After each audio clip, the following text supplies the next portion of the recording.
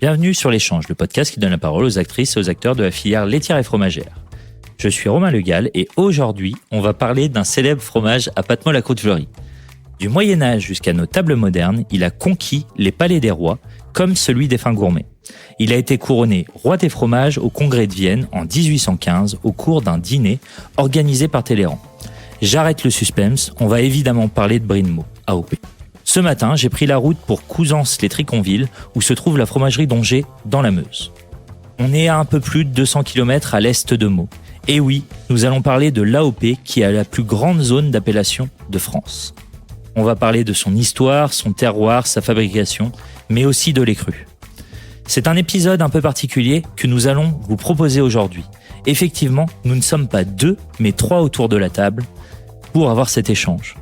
Une chance incroyable de pouvoir avoir un échange croisé avec deux générations de la fromagerie d'Ongers. Merci à Madeleine et à Luc de bien avoir voulu se prêter au jeu. Bonjour à tous les deux. Bonjour Romain. Bonjour. Comment ça va ce matin ? Super. Est-ce que vous pouvez vous présenter en quelques mots ? On co-dirige l'entreprise avec mon frère aîné, Jean-Michel, et moi donc Luc, qui avons rejoint l'entreprise dans les années 2000. Alors on reviendra un petit peu sur cette histoire, exactement. Voilà. Et puis Madeleine qui est... Moi je suis en retraite. C'est un beau métier ça, la retraite. Et donc la maman de Luc et Jean-Michel. De Luc et Jean-Michel et de Philippe, notre troisième fils, qui n'est pas dans l'entreprise, mais qui s'intéresse toujours à l'évolution. Et aujourd'hui, du coup, la famille d'Ongers est dans la Brie, dans le Brie de Meaux, parce que la Brie, c'est pas forcément cette région-là, mais on reviendra après, dans le Brie de Meaux depuis quand ? C'est quoi l'histoire de la fromagerie d'Ongers ? Mon beau-père Étienne d'Ongers, qui est né dans l'Aisne, a été élevé par sa grand-mère et puis ensuite par une famille de Ligny-en-Barrois qui s'appelait donc Monsieur et Madame Gillard, qui étaient parents avec la famille d'Ongers et qui l'a élevé jusqu'à son départ en apprentissage dans la Marne où il a appris à faire du Brie de Meaux. Et après, du coup, c'est dans les quelles années que ça a commencé dans la région ?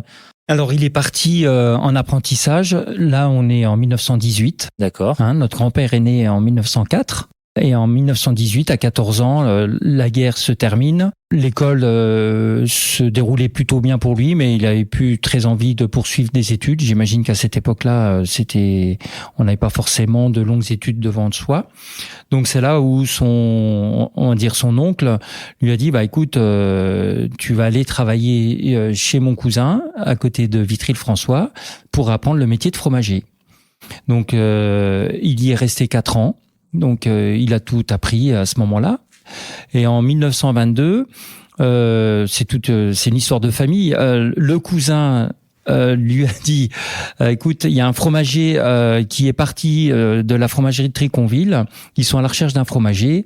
Est-ce que le poste peut t'intéresser ? Donc, il est arrivé, donc c'était tenu par un Suisse. Le fromager précédent était suisse, à la fromagerie à Triconville. On y fabriquait de l'emmental. Donc c'est une fromagerie qui remonte à la fin du 19e siècle. Et quand notre grand-père Étienne est arrivé à Triconville, il a mis en place la fabrication du Brie de Meaux, mais qu'on appelait Brie à l'époque, façon Meaux. Donc là, on est en 1922. Il a 18 ans. Et donc le démarrage du Brie dans la famille a plus de 100 ans maintenant. Et donc il a travaillé 8 ans pour cette famille Cuffer, qui était propriétaire de cette fromagerie-là, qui a revendu cette petite... Alors on parle de fromagerie de taille très modeste. Il transformait... À l'époque, il faisait un emmental par jour. Donc c'était à peu près 700 litres de lait à transformer par jour. Donc il faisait du coup une centaine de bries, pas plus, même pas, il mettait 15 litres, non, une cinquantaine de bries par jour. Donc il travaillait seul en fait. Et en 1930, il a racheté, toujours pareil, taille modeste, c'était la salle de fabrication, c'était derrière la cuisine de la maison. Donc en 1930, donc il rachète la fromagerie et donc qui s'appelle la fromagerie Étienne d'Ongers en 1930. On va remêler un peu l'histoire du Brie de Meaux après, mais parce que au début, ils produisaient juste le Brie dans la région. Alors, En fait, il y avait les deux. On transformait effectivement le lait en fromage, en brie, pour l'essentiel des fabrications de fromage dans la Meuse. On parlait pas vraiment d'affinage. Les bries étaient, on va dire, 2 fois moins épais que ceux qu'on connaît aujourd'hui. Donc, ils les séchaient, on va dire, c'était plus du séchage que de l'affinage. Hein. On gérait pas l'hygrométrie. Hein.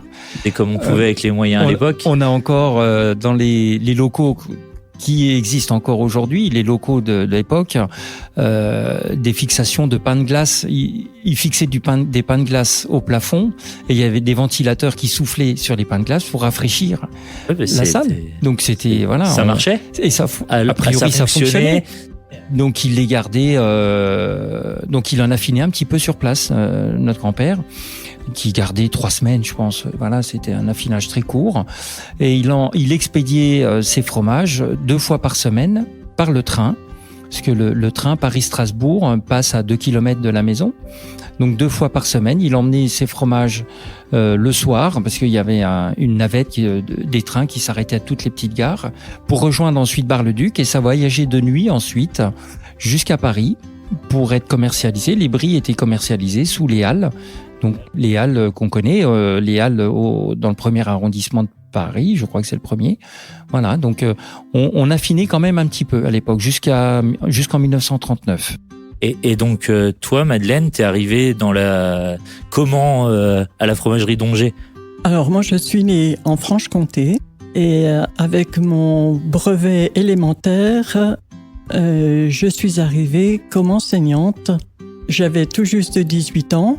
J'ai passé mon brevet supérieur et mon CAP, ce qui m'a permis d'être titularisée. Dans les années 60-62, je fais la connaissance de Claude, et puis voilà, on se marie en 65, et de fil en aiguille, donc nous avons nos 3 enfants.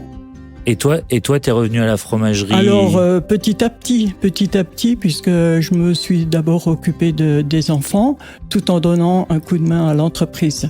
Et sur quel rôle dans la fromagerie? T'avais quel rôle? Je mettais la main un petit peu à tout, mais à l'époque, c'était le moulage et puis l'expédition des fromages frais de sel, c'est-à-dire qui avaient moins de 8 jours. Ouais. On les conditionnait pour les expédier chez des affineurs de la région parisienne. Alors les affineurs, ils les gardaient quelques semaines, jusqu'à 7 semaines, pour les vendre sous leur étiquette. Donc nous étions un maillon de la filière du brie de Meaux. Il s'appelait pas encore brie de Meaux. Et puis les grands groupes, on pensait quand même que c'était intéressant de faire un fromage de ce format-là, mais en pasteurisant le lait. Et ils l'ont appelé brie. Donc pour se différencier du brie pasteurisé, les fabricants de brie ont décidé de se rassembler pour protéger ce fromage en lui apportant l'appellation d'origine brie de Meaux, ce qui a été fait en 1980. Et du coup, vous avez tous porté votre pierre à l'édifice dans la construction de... Il fallait de toute façon faire preuve d'une antériorité de 30 années de fabrication de ce fromage-là, et puis appartenir à la zone qui avait été délimitée. C'était une grande zone, effectivement, une grande zone d'appellation d'origine. Mais tout le monde autour de la table à Meaux, il a été donc... tout le monde ne pouvait pas y participer, il fallait cette antériorité, prouver que c'était du fromage au lait cru, etc. Donc voilà, le brie de Meaux existe depuis 1900, enfin l'appellation remonte à 1980. D'accord. Et du coup, il y a eu une période dans l'histoire de la fromagerie où ça s'était arrêté, il me semble, j'avais lu quelque part sur Internet, où pendant la guerre, la Deuxième Guerre, il y avait une période où il y avait eu un arrêt. C'est ça, Luc? Oui, donc alors déjà nous sommes en Meuse, pas très loin de la frontière allemande. Donc Étienne, notre grand-père, a été mobilisé. Il était encore jeune, donc il a été mobilisé. Et on a connu l'exode dans notre département, donc en 1940, en fait, même les personnes qui travaillaient à la fromagerie ont quitté le village. On se remémore tout cela. Notre grand-mère est partie aussi sur les routes pour atterrir. Ils ont passé une année en Ardèche. Donc tout s'est arrêté évidemment à ce moment-là. Et notre grand-père a été démobilisé, à Bordeaux et est revenu. Alors, on n'a pas les dates précises, mais en 41 ou 42, tout le monde est revenu finalement au village et on a redémarré donc la transformation de Brie toujours. Et effectivement, l'orientation s'est orientée plutôt vers les affineurs à ce moment-là, des Brie Fretzel, donc qui ont une dizaine de jours. Voilà.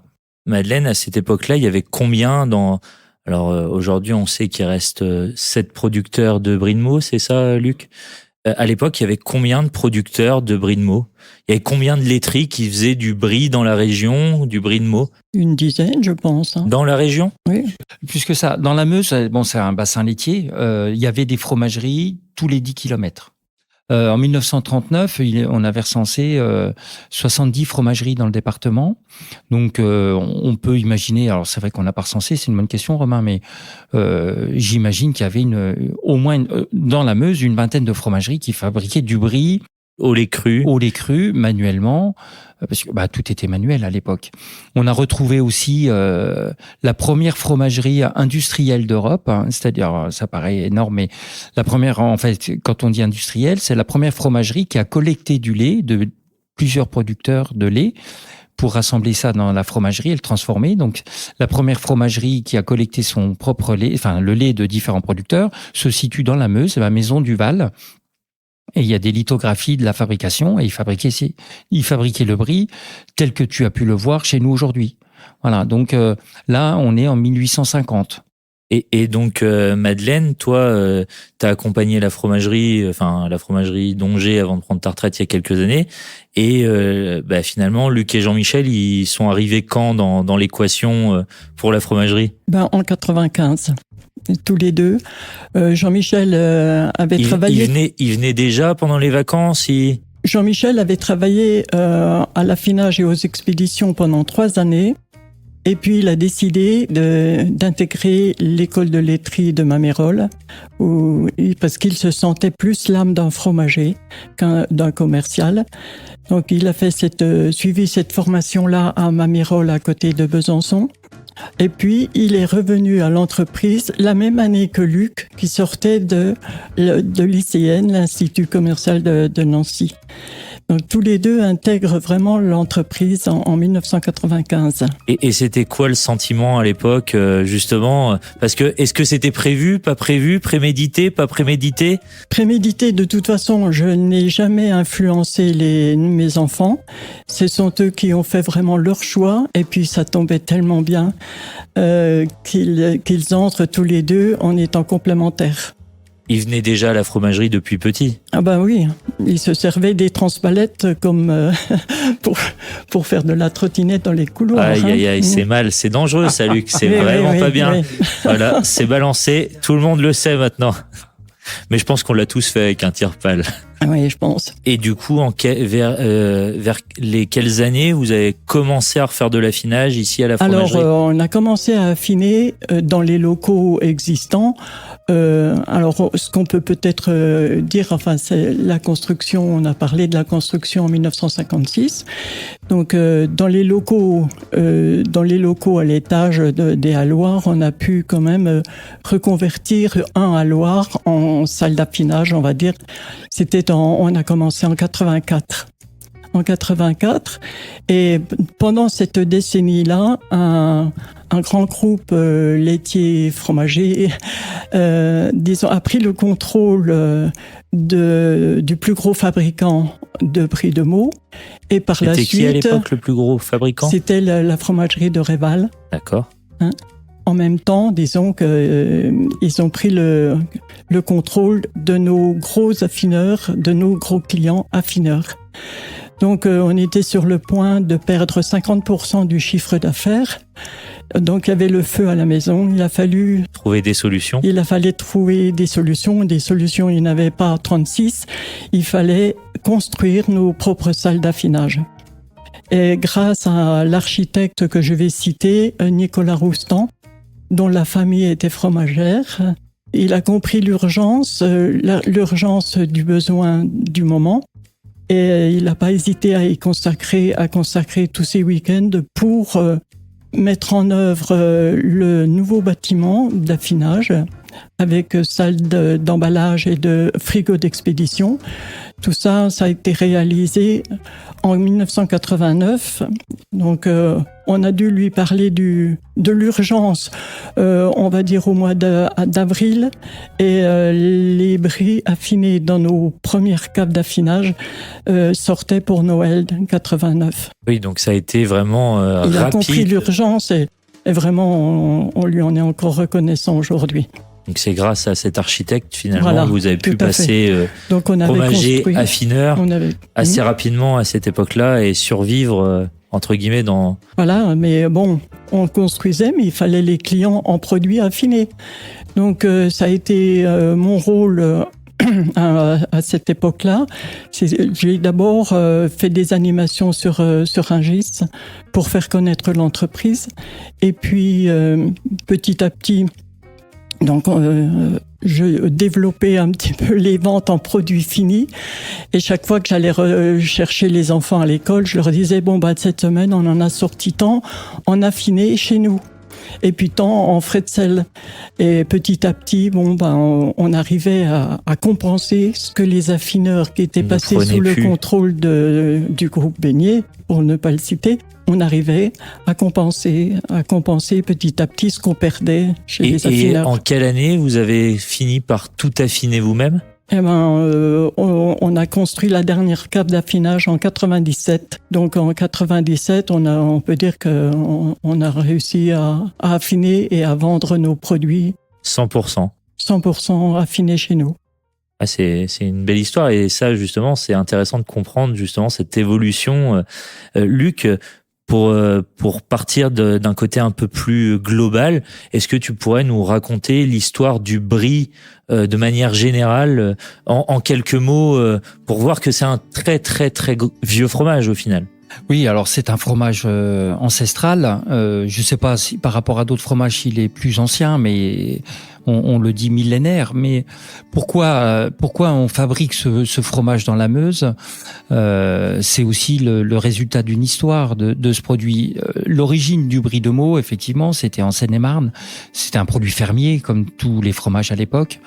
Donc les fermiers transformaient leur lait pour conserver le lait en brie. Et avec des tailles de moule d'ailleurs de différents formats. Très différents les uns des autres. C'était en fonction aussi, je pense, la taille du troupeau, évidemment. Et puis les fermes seine-et-marnaises, c'était presque des mini-villages aussi, hein. Donc il y avait, on faisait des tartes aussi grands, c'était aussi parce que c'était un fromage de partage.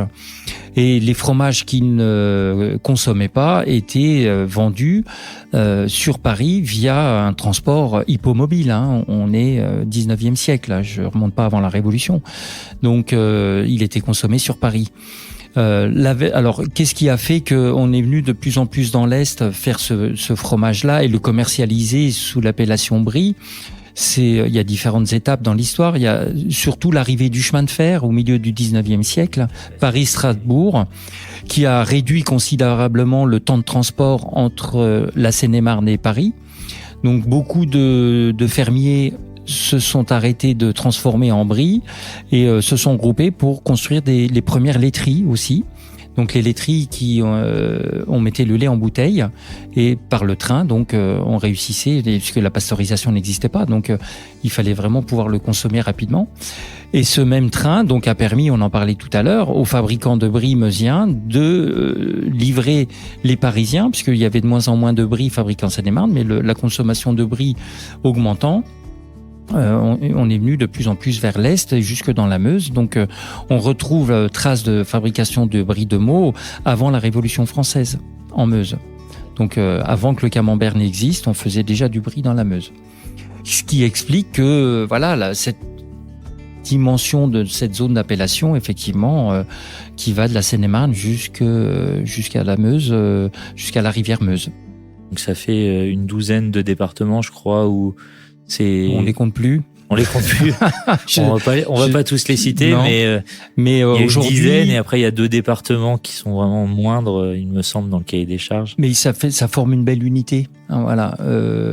Le bassin maintenant de transformation est plutôt meusien, donc 70% du brie de Meaux est fabriqué dans la Meuse. Donc, est-ce que je peux dire que sans ce département, le brie pourrait être un produit qui aurait disparu? Je ne sais pas, mais les fromageries les plus anciennes sont aussi dans la Meuse. Donc voilà, il y a pas de débat au niveau de la zone d'appellation, en interne aussi au niveau de l'ODG. Je suis moi-même président de l'ODG Brie de Meaux.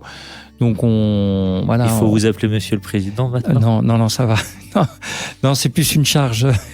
Mais voilà, on doit rendre aussi ce que ce produit nous a apporté. Donc voilà, chacun doit apporter sa pierre à l'édifice. Donc aujourd'hui, vous êtes 7 producteurs de brie de Meaux. Oui.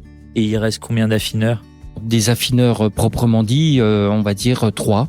D'accord. Voilà, donc la famille Loiseau, la fromagerie du Doloir à Chézy-sur-Marne, et puis alors après on peut citer la famille Rousère aussi qui a aussi gardé le métier d'affineur, mais maintenant finalement chacun affine sa propre production. Donc la famille Rousère est devenue fabricant quand nous sommes devenus affineurs. Ok, ils ont fait l'inverse dans le process. Et aujourd'hui, l'appellation brie de Meaux, ça fait quoi comme volume annuel environ? Alors c'est environ, alors c'est des gros chiffres, mais ça fait 6000 tonnes. Ouais, j'avais lu un peu plus, 6800. Oui, entre 6 et 7000. Ouais, c'est vrai que je suis pas bon dans les chiffres, Romain, t'as raison. Voilà, donc et on se partage. Donc il y a les leaders, c'est Lactalis et Sodial, plutôt Sodial et Lactalis. Sous quelle fromagerie? Parce que alors Renard Gillard pour Sodial, donc on en parlait tout à l'heure de la famille Gillard. Donc oui, il y a un petit lien. Il y a un petit lien de parenté, voilà, tout à fait. Et puis donc Lactalis, c'est la fromagerie de Réval et la fromagerie Saint-Faron en Seine-et-Marne. Donc à eux deux représentent la grande majorité de la transformation. Et puis après, il y a le groupe Bayver qui est devenu fabricant de brie de Meaux, la ferme de Rothschild, la famille Rousère, j'en ai parlé, et nous-mêmes.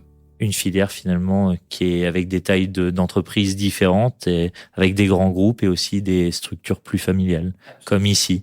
Et c'est la richesse de nos AOP, et on se retrouve tous sous la même appellation, sous le même cahier des charges, et puis on travaille conjointement pour ou améliorer le cahier des charges, ou voilà, veiller au bon respect de ce cahier des charges commun. Bah, ça tombe bien que tu parles de cahier des charges, Luc. Je te propose qu'on parle un petit peu maintenant de l'appellation d'origine protégée. Comment on fabrique le brie de Meaux? Mais avant d'avoir fabriqué du brie de Meaux, il faut avoir du lait. Oui. C'est quoi les grandes lignes au niveau du cahier des charges sur le lait? Il y a déjà principalement l'origine de l'alimentation animale. Donc 85% de la ration totale pour l'alimentation animale doit provenir de la zone et 65% de la ferme.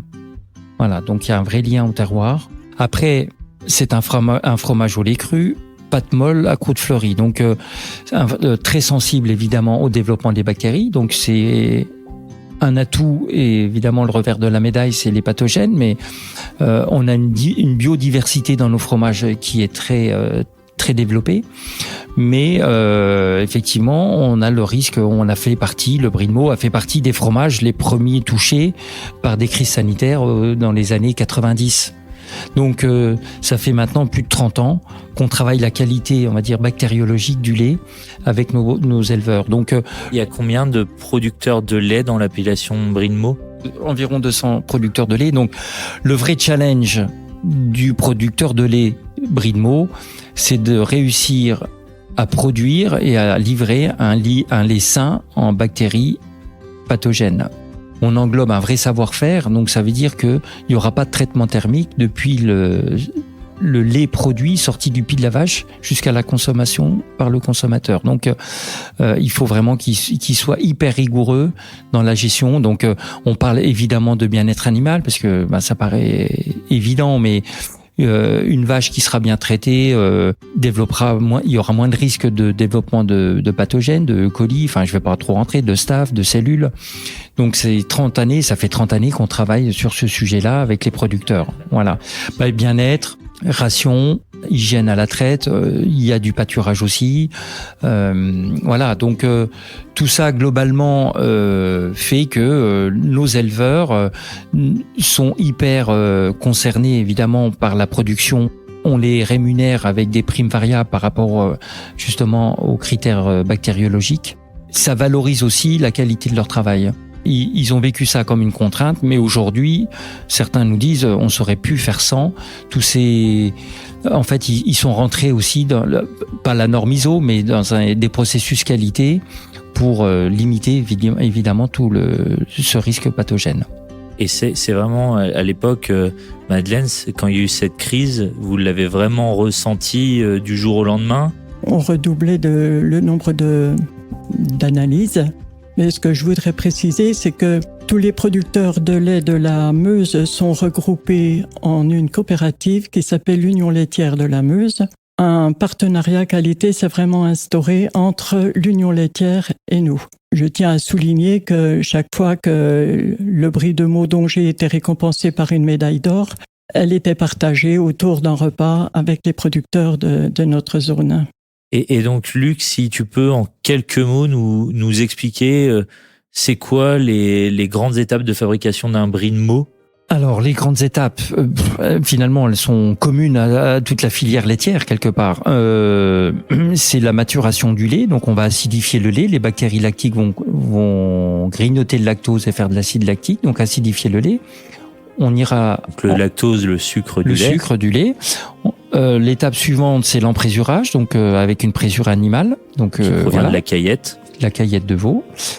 On acidifie encore un peu en bassine et on fait donc on va réaliser la mise en moule à l'aide d'une pelle à brie. C'est un moulage. Avant, vous utilisez aussi, vous avez une étape de tranchage avec un outil un peu particulier avec le sabre, effectivement, qui est spécifique au brie de Meaux. Enfin, oui, je pense pas. En tout cas, on le voit en brie de Meaux. On le voit en brie de Meaux. On va sabrer le caillé, tout juste. On sabre verticalement le caillé. Et en fait, le tranchage horizontal sera réalisé par le mouleur avec la pelle à brie.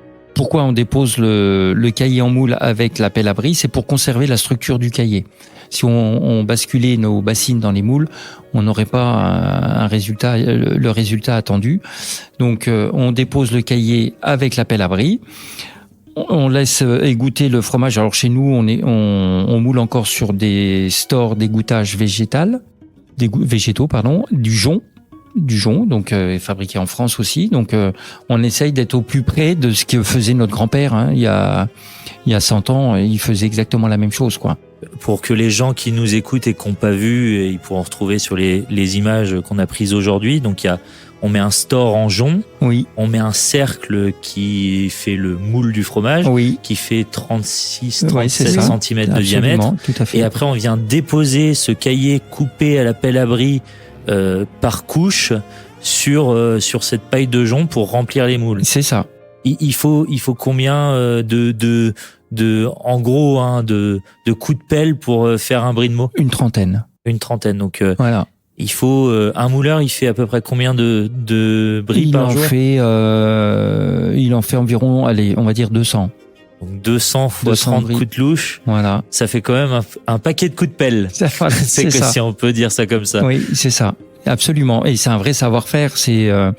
On ne devient pas mouleur du jour au lendemain. Donc, on voyait les hétérogénéités qu'on voit en cave après. On voit vraiment l'impact de la main de l'homme. Aujourd'hui, le moulage mécanique est autorisé dans l'appellation brie de Meaux? Le moulage doit être manuel. 100% manuel. Et on a précisé dans le cahier des charges avec la main de l'homme. Donc c'est important de le préciser justement. Ouais, on séparait à l'éventualité de mettre la main d'un robot. Donc là, du coup, c'est la main de l'homme.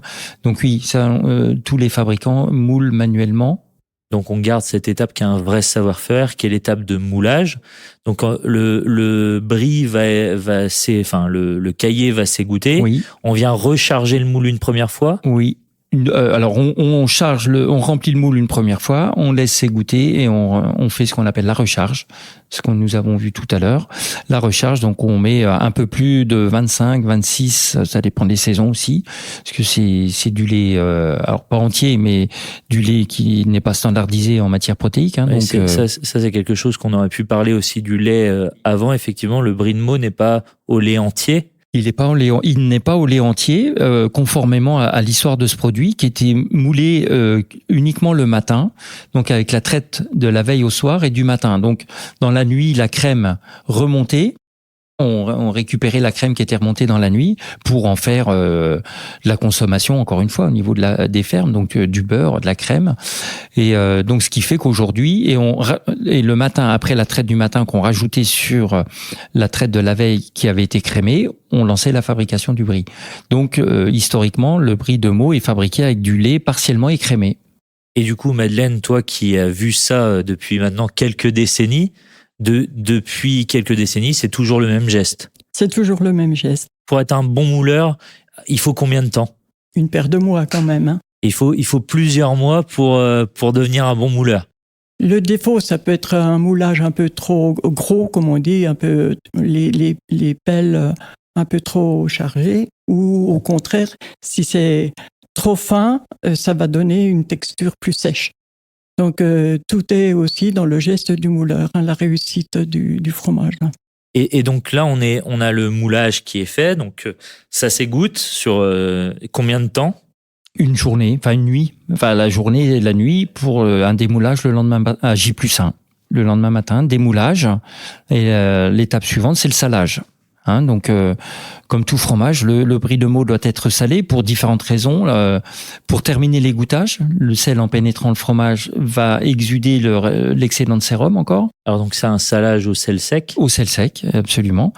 Au sel de marin, pas obligatoirement marin, mais chez nous c'est du sel de mer.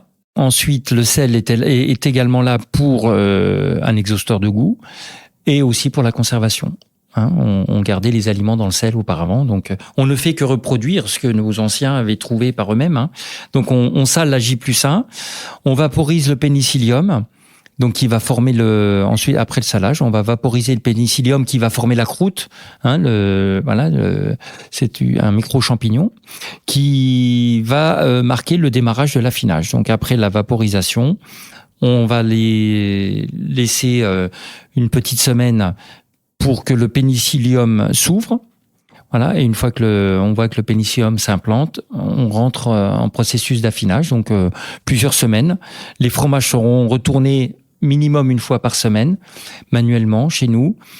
Ça permet de toucher chaque fromage que nous avons en cave d'affinage. On l'a fait tout à l'heure en cave, où justement on sent déjà l'évolution à venir avec plus de souplesse ou plus quelque chose d'un peu plus dur au doigt et on sent vraiment que c'est la main de l'homme qui est venu mouler le fromage et tout le travail de l'affineur qui est d'accompagner. Enfin, je sais pas ce que t'en penses, Madeleine. Je me souviens d'une expression d'un chef de cave chez un affineur. Un des chefs d'affinage me disait « j'ai des yeux au bout des doigts ». Oui, c'est une jolie expression. Voilà, oui. Et donc, du coup, là, pour affiner un brie de Meaux, c'est combien dans le cahier des charges minimum d'affinage? Minimum 28 jours, donc ils seront caraffinés. Et puis, on peut emmener des fromages jusque 2 mois, 8 semaines d'affinage. Donc là, on aura affiné à cœur, hein, depuis la croûte jusqu'au cœur. On aura assoupli la pâte, pour faire simple. Et donc, au bout de 2 mois, les derniers fromages quittent la maison pour aller chez nos clients fromagers. Et après, il y a aussi, aujourd'hui, vous faites aussi un affinage un peu plus poussé, on en a parlé. C'est quoi cet affinage? Alors, ça vient d'où? Ça vient d'où? Alors, c'est déjà du brie noir? Ça s'appelle comme ça. Voilà, ça peut paraître surprenant, mais ça s'appelle un brie noir. Pourquoi? C'est que c'est un fromage alors il a une histoire, ce fromage-là. Encore une fois, c'était les fermiers qui séchaient des fromages dans le grenier à foin durant l'hiver pour leur permettre d'amener des fromages dans leur besace pendant les travaux des champs en été. Donc il s'appelle ou brie noir, c'est un peu le nom utilisé aujourd'hui. On l'appelle aussi le brie des moissons. Voilà, il était consommé en été. Et voilà, un fromage vraiment à pâte molle dans une besace, ça tenait pas. Donc pour ça, c'est la raison pour laquelle il séchait les produits. Donc on reproduit ce schéma-là. Donc on les affine 7 à 8 mois minimum. On les sèche par contre, plutôt. Il est plus Brie de Meaux. Non, il perd son appellation. Et là, on va plutôt sécher qu'affiner. C'est plutôt ça, mais avec, on gère aussi l'hygrométrie pour avoir un certain rythme de dessiccation. Et c'est un fromage qui gagne à être connu parce que c'est pas si puissant. Alors, il a une certaine puissance. Il a une certaine puissance, mais ça peut être considéré comme ingrédient culinaire ou un fromage d'apéritif. Mais il faut pas le considérer comme un fromage de plateau. Je dirais en apéritif, faut faire des copeaux avec un économe. On fait des copeaux et avec un bon champagne, par exemple, ça se marie très très bien. Donc 4 semaines minimum d'affinage. Madeleine, toi, tu le consommes comment, le Brie de Meaux? J'aime bien quand il est affiné à cœur. Quand il est affiné à cœur, c'est quelque chose qu'on consomme comme ça dans la région ou c'est parce que... C'est une affaire de goût. Comment tu le décrirais du coup, ce Brie de Meaux affiné C'est un goût on dit un goût de noisette, mais bon, je sais pas, c'est pas facile à définir un goût. C'est le goût. Qu'est-ce que tu en penses, toi, Luc? C'est pas forcément. Alors, il y a une certaine longueur en bouche. C'est pas forcément très puissant. Il y a une palette aromatique assez large. Un goût de noisette, mais on retrouve, malgré qu'il y ait moins de crème que du lait entier, il y a un goût de crème. Un goût de champignon, évidemment. Voilà. Après, effectivement, décrire Tout est dans le dosage, quoi. Voilà. C'est une question de goût, du coup. Aussi. Donc, Madeleine, et toi, tu le consommes comment, Luc? Plutôt affiné. Plutôt affiné aussi, ouais. Ouais. C'est vrai qu'on est un peu allergique au blanc à cœur, mais pour le goûter de temps en temps, si un fromage demi, voire 3/4 affiné, si on le sort vraiment une bonne heure avant, ben ça laisse quand même. C'est comme du vin. Il va s'ouvrir aussi, le fromage, même s'il reste du blanc. Il faut sortir de toute façon, quel que soit le fromage, il faut le sortir minimum à 1 heure avant pour qu'il puisse exprimer toute sa puissance. Et finalement, quand il y a encore du blanc dedans, on a 2 textures différentes et je commence à apprécier aussi quand même ces 2 manières, deux univers et finalement presque 2 fromages. C'est carrément ça.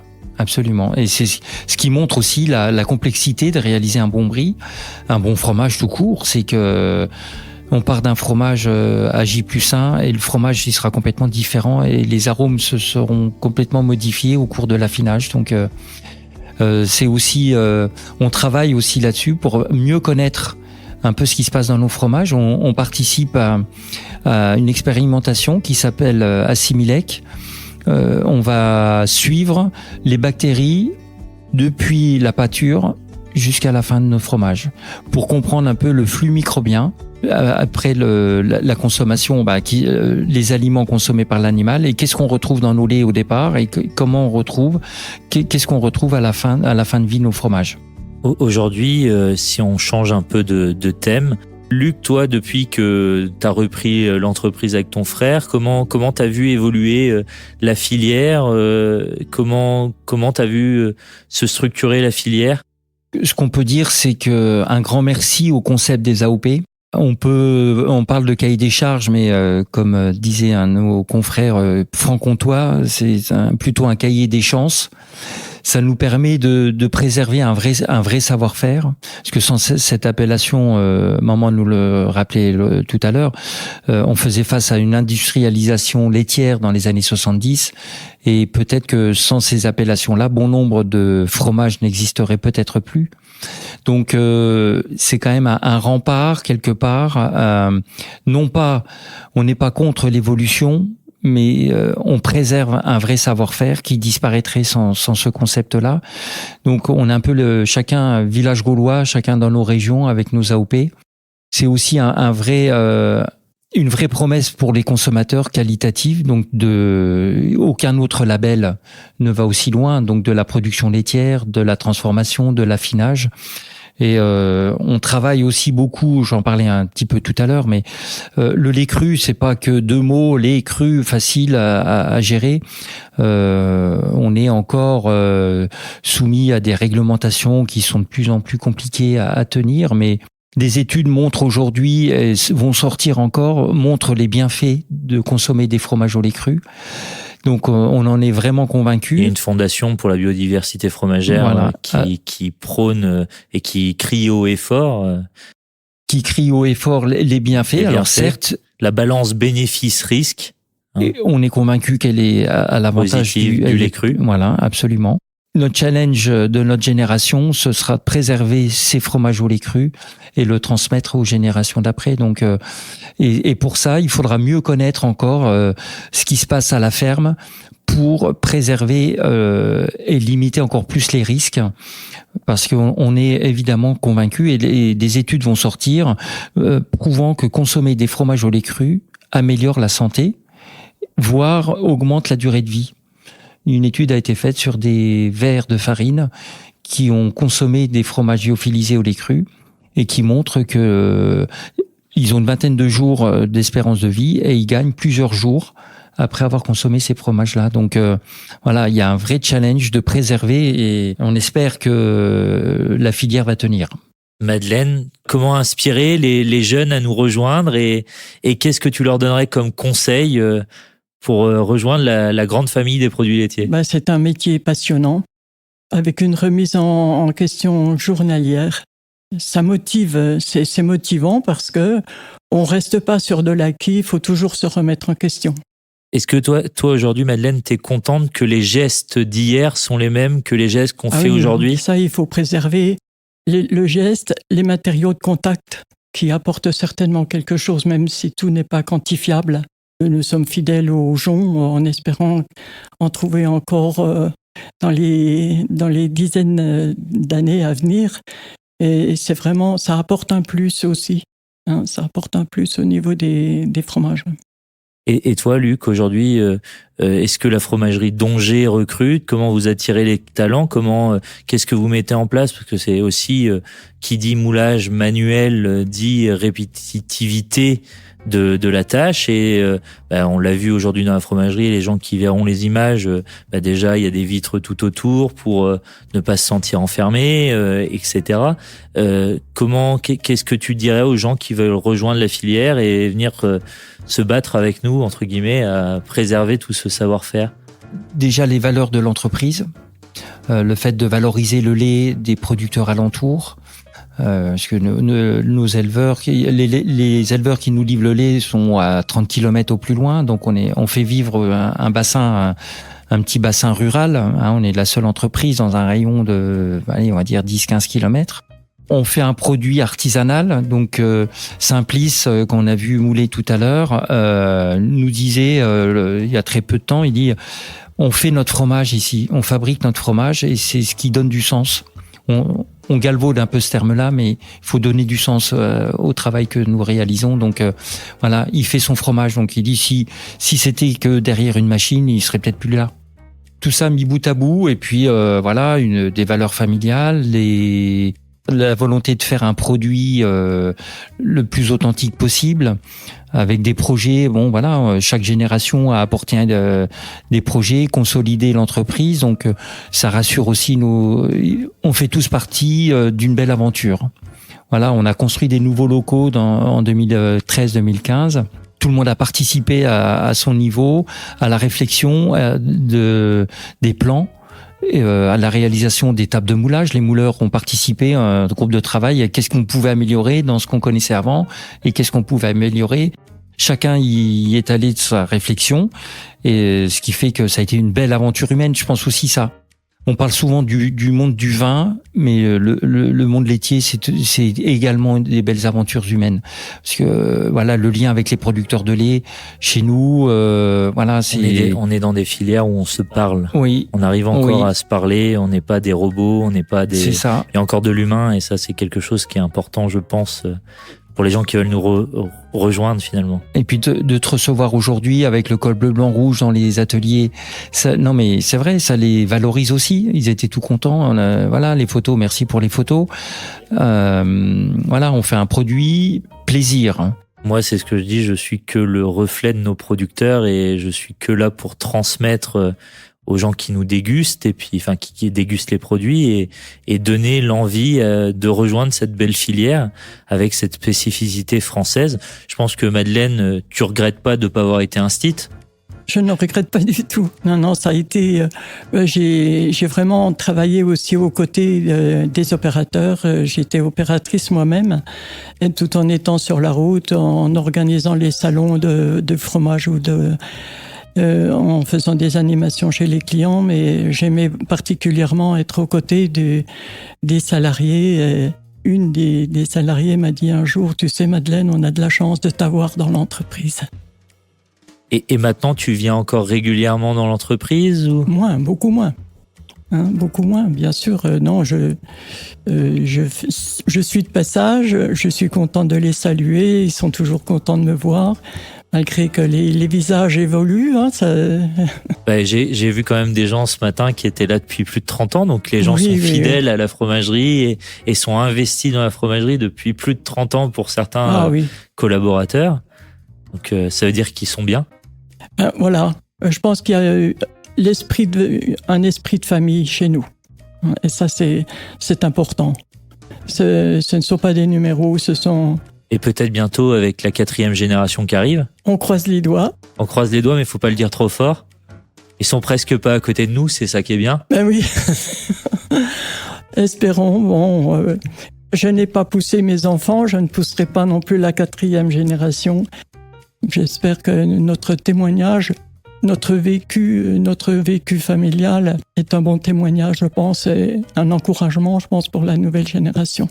Pas trop dur de travailler déjà avec ses enfants parce qu'on est des fois pas d'accord? Ça a été un réel plaisir de travailler avec eux. Là, on se retrouve autour d'une table, on est heureux de se retrouver. Il n'y a que du positif, en tout cas chez nous. Avant de terminer, j'ai 2 dernières questions, mais il y en a une. Donc apparemment, vous êtes fournisseur officiel de Pink pour le Brie de Meaux. Est-ce que tu peux nous raconter un petit peu pourquoi cette boîte rose et est-ce que Pink est venu à la fromagerie? Pas encore. Donc on lui relance un appel. Please, come on. Pink, si tu nous entends. Non, oui, mais on essaiera de rentrer en contact quand même. Mais bon, alors ça, c'est complètement le hasard.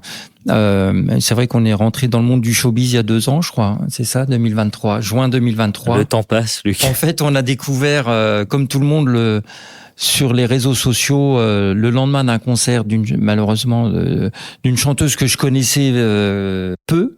Je vais dire ça comme ça, et on voit une chanteuse qui reçoit en cadeau sur scène un Brie de Meaux Dongé dans sa boîte et qui embrasse le produit. Donc j'ai cru au départ que c'était un montage d'un copain qui m'avait justement nommé sous ce poste-là, et puis en creusant un petit peu. Non, on s'est rendu compte que c'était pas une blague. Donc c'était bien la chanteuse Pink qu'un de ses fans allemands lui a fait un fan allemand. D'accord. Lors d'un concert à Hyde Park à Londres.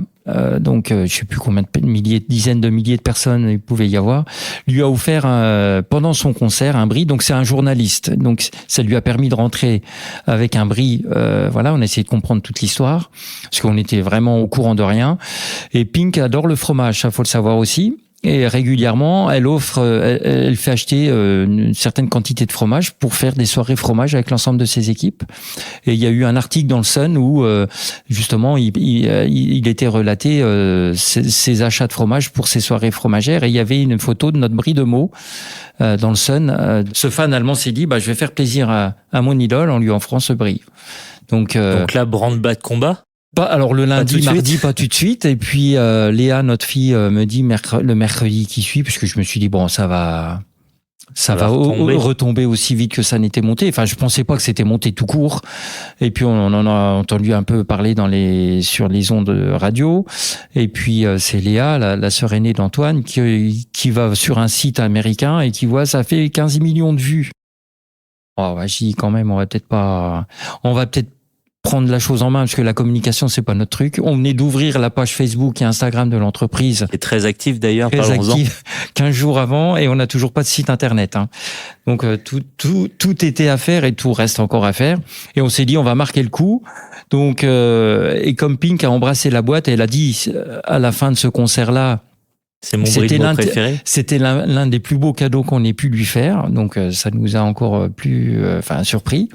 Donc pour marquer le coup, on s'est dit bah tiens, comment on peut communiquer autour de cela. Et l'idée nous est venue de customiser notre boîte très traditionnelle. Donc au départ avec un baiser rose, et on s'est dit bon c'est peut-être pas assez voyant. Donc notre fabricant de boîte qui était à 20 km de la maison, je suis passé le revoir. Je lui dis écoute tu peux pas nous faire une boîte avec un rose en fond, en négatif inversé. Et puis quand il a sorti cette boîte là avec le rose qu'on avait choisi, bon j'ai dit ouais c'est bon, c'est ça. Et donc ça a été la production de boîte la plus rapide de on a la été assez planète. Rapide sur ce coup-là. Ouais, parce que le délai était très court. Très court et en fait tout le monde s'est passionné. Tu le connaissais bien. Je pense aussi.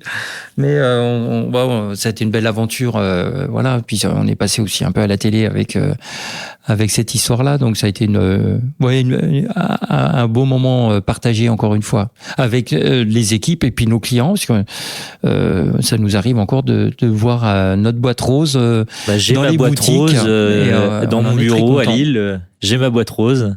Dernière question avant de clôturer, Madeleine. Alors, c'est une question récurrente dans l'échange. C'est quoi ta pizza préférée? Eh ben, c'est de la pizza au brie de Meaux. Comme ça, on se fout pas de trop. Voilà. Donc, c'est une pizza au brie de Meaux. Eh ben, voilà. Et toi, Luc, c'est quoi ta pizza préférée? Alors j'aime bien la calzone. D'accord. Ouais. Pizza portefeuille. Bah, voilà. D'accord. Oui. Pas trop sèche. Oui, j'aime bien. Je m'attendais pas à cette question-là. Je vais pas rajouter du brie noir dessus, mais On a compris qu'on peut mettre du brie noir en ingrédient culinaire. Merci à vous deux de m'avoir reçu aujourd'hui. Merci beaucoup Madeleine d'avoir joué le jeu. Merci Luc. Merci à tous de nous avoir écoutés. Si vous avez des questions, n'hésitez pas à nous laisser des commentaires. On se fera un plaisir d'y répondre. N'hésitez pas à le partager et aussi à nous rejoindre dans la communauté de l'échange. On vous dit à bientôt pour un nouvel épisode de l'échange. À bientôt.